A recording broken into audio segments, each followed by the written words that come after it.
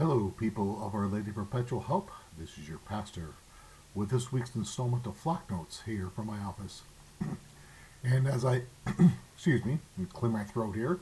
As I always say at the beginning of all these, please keep your eyes and ears open to the ads below me, to the announcements at Mass, to the bulletins, so we can all keep up on what's going on here at OLPH.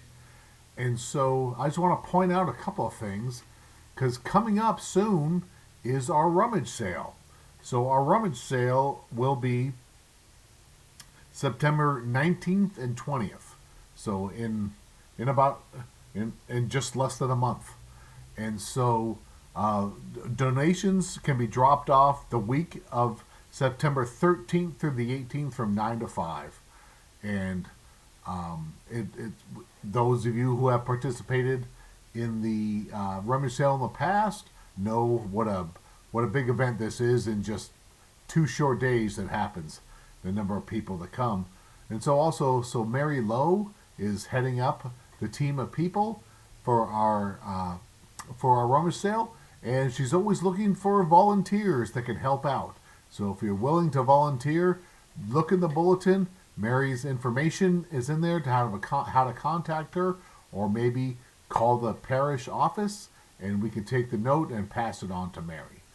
And so also, we're having it has started and is going on the Catholic Mythbusters, and so that's meeting every Wednesday night at 7:00 in classroom 3 in the lower level of the Holy Family Center. And that'll be some of those questions that maybe some of us have had for years. You know, what does the church teach about that or this, and some of the myths that we have that we always thought it was this, but it may not necessarily be all that. So these are questions which you can bring to that gathering if you so desire. And Jorge is leading that. And so he will have his his weekly topic, I should say, and you can then from there go on to discuss those myths that sometimes confound us Catholics. And so also too, we have the Foundations of Faith study of the Catechism. Trish Dominique is starting that on the 25th of August. From 6 to 8 p.m. on Mondays in classroom 3 in the lower level of the Holy Family Center.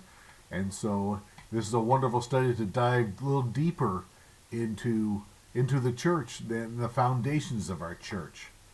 And also too, so with all the things, like I said, that are going on here at OLPH, a couple of them are our religious ed as well as our confirmation, or I should say our religious ed as well as our high school is beginning, and it's open for signups and everything else. So if there are young people that need to enroll in religious ed, that's great. If they need sacraments, that's good too. We can do that. For those high schoolers that would like to enroll in the confirmation program, great. And also too, our high school youth group is meeting, which is not necessarily a quote-unquote class to enroll in, but it is our high school youth that meet every week. And so Jorge and Dominic run that group, and so they will be able to help out with any questions you might have. And so you can always, if you do have questions, you can call the office, and we can hopefully answer those for you. And so, with all the different things going on here, I hope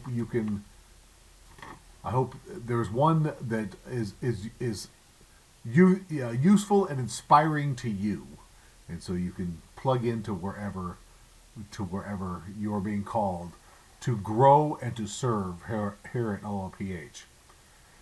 And I want to talk a little bit about what we're going to hear in the readings this weekend. So the reading this weekend it's our gospel reading comes from the Gospel of Luke.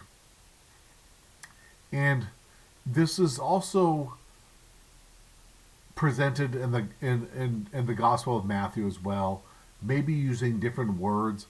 One of the things that this is not how it's presented in this Sunday's reading, but one of the ways in which we're probably more familiar with this being presented, when people will say, Lord, Lord, and he'll say, I did not know you. And so Jesus is talking about in the gospel that we're going to hear this weekend, as well as that portion of Matthew, is to strive to enter through the narrow gate. And I want to share with you a little bit. There's a little reflection that in my Magnificat magazine that I think is very poignant about that. And he goes on to say, the faith we possess and the faith we profess must be lived. Our words must become flesh. This demand for integrity of word and action goes on to help explain the church's rules, requirements, because Mother Church wants to keep us from hypocrisy, to ensure that we live according to what we believe. Saint Pope John Paul II called this practical atheism, insofar as professing the faith of the redeemed, but not living as one redeemed. And in this world around us today, especially, people need to see Jesus in all that we are, all that we do, and to see our faith lived and enfleshed in us as we carry out. This is why the Mass ends with a commission or with a sending forth. Go and preach the gospel. Go forth, because at Mass we consume the body of Christ. The body of Christ lives within us, becomes a part of us. We then take Jesus into the world. Jesus, who is a part of us, into the world. That's why we go and announce the gospel. And all the gospel meaning the good news. And so that's one, we need to make our faith something that's just not kept to ourselves. It's something that is to be lived, something for other people to notice. And of course, we don't want to, be arrogant about it, of course. And we don't want to be judgmental and point fingers, of course. But we also want to let the world know that it's because of Jesus that we live and move and have our being. And so with that, I want to say, I hope you all have had a great week, and I hope to see you all at Mass on Sunday.